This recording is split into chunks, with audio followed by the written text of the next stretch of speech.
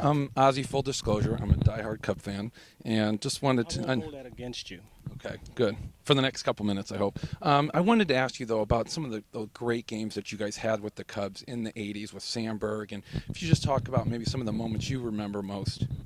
Well, when you talk about Sandberg, the moment that you have to remember is we had a 4 or 5 run lead, and Ryan hits a home run off of Bruce Sutter in the bottom of the ninth to tie the game, and then he come back in the 10th inning and hit a home run to win the game. And that was the only time that Bruce Sutter has that I played with had given up 2 home runs to the same guy to lose a ball game. When you look back at your whole career, any big games stand out to you? I mean, I know you had the World Series, but anything in particular that you still talk about or think about today? Well, all of it was so.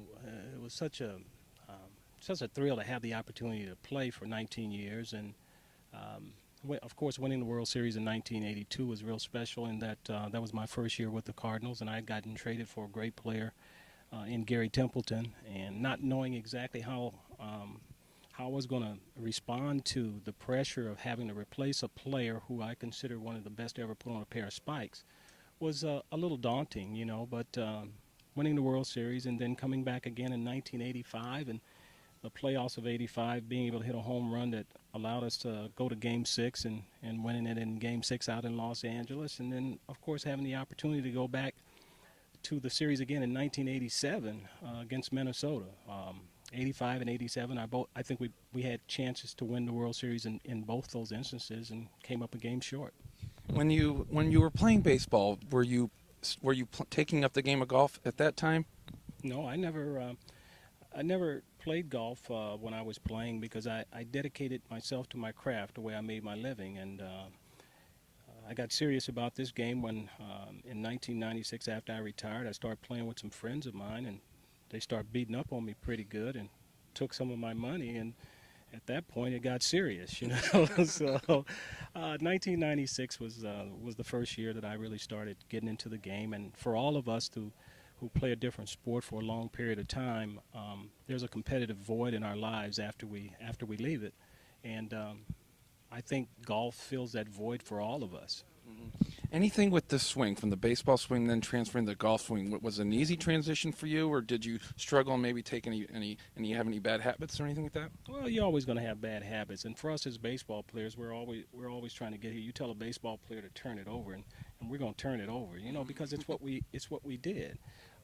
So it's learning how to release more out in here than out in here, because we're always looking. If they're throwing a fastball, you're looking to get the head out here and stuff. So you have to work yourself in here at learning how and where to release it.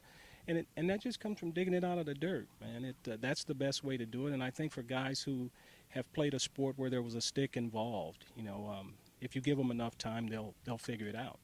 How is this program compared to others that you plan? Do you find it to be more competitive, or is it about the same?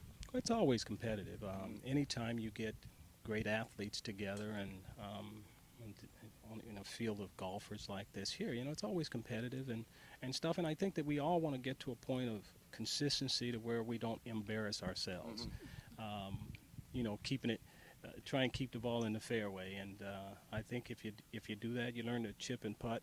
If I was teaching golf, the first thing that I would teach from the green back to the tee box, because I think that if you learn how to chip and putt, that's really where the scoring and stuff is done. And I spent a lot of time on that. Still haven't gotten very good at it, but but that's the part of the game that I would recommend that people work on to, if you're just getting started, to start putting first and then chipping and the swinging thing. I think will come. That'll probably be the easiest thing to develop. How did you enjoy your first day out here yesterday?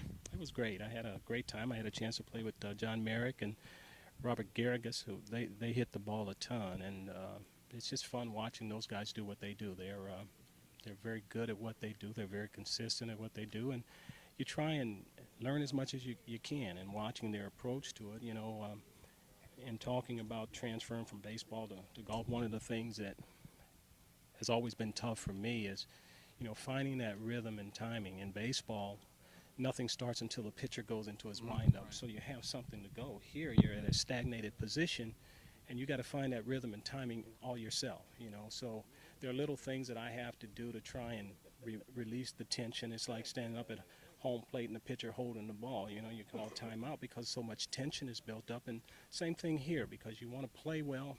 There's always a lot of tension, so you have to find that way to release that tension. And I have these little things that I do that I have to remind myself all the time to get that tension out and hopefully put a good swing on the ball. Do you like to pick the brains of the pros, or you try to stay out of the way your best you can out there? I leave them.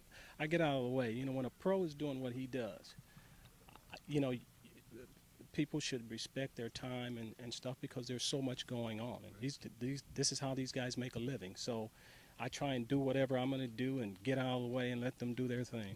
I wanted to ask you, we're involved with the California Winter League, and I know your son Dustin is there.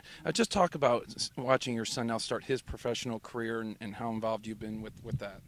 Well, Dustin has been at it a long time. Hey, Jay, Dustin's been at it a long time, and, you know, he's 25 now, and sometimes it's hard to shatter the dreams of your kids, especially if they're trying to follow in your footsteps and stuff. And Dustin hasn't gotten rid of that yet. You know, he's been beating it around a long time and stuff. So when he told me he was coming out here to play, you know, all I could say as a dad was that's good, and, you know, go out and do well. And that's why my arm is sore now. I threw a lot of batting practice. So he has fun with it. He enjoys the game, and, you know, hopefully lightning will strike, and, you know, he'll get a chance to play. Hopefully he'll play one of the independent teams somewhere. Now, I heard you are a guest instructor at the California Winter League this week. No. I'm committed to this here this week, and Well, I guess meant during the California Winter League, though. Will you be helping?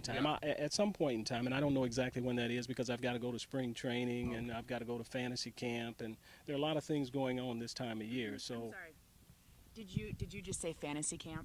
Yes. Okay. Okay. Well, this is where things get interesting. I'm a diehard fantasy baseball guy. I run leagues. No, I didn't go to the Cubs. I go to fantasy baseball symposiums. Julie Bueller decides to call them fantasy baseball camps.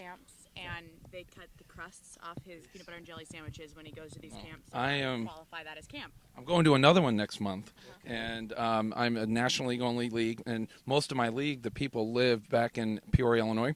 So, you know, the Cardinals are there, big Cardinal fans. So Cardinals always go for more than they should in most leagues because the values there are so much more. But yeah, we love fantasy baseball. But she makes fun of me. So what advice would you have for me dealing with her?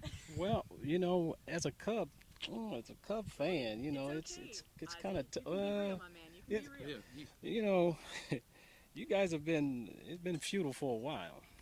Do you feel like my time's coming? Like, are we close? Do you think Theo? I think Theo's the guy. I think you get there, something happens. I don't know exactly what it is, but maybe Theo is your guy. I hope it is. We'll give him a couple years, and good luck to you. All right. Thank you so much, Ozzie. Thank you.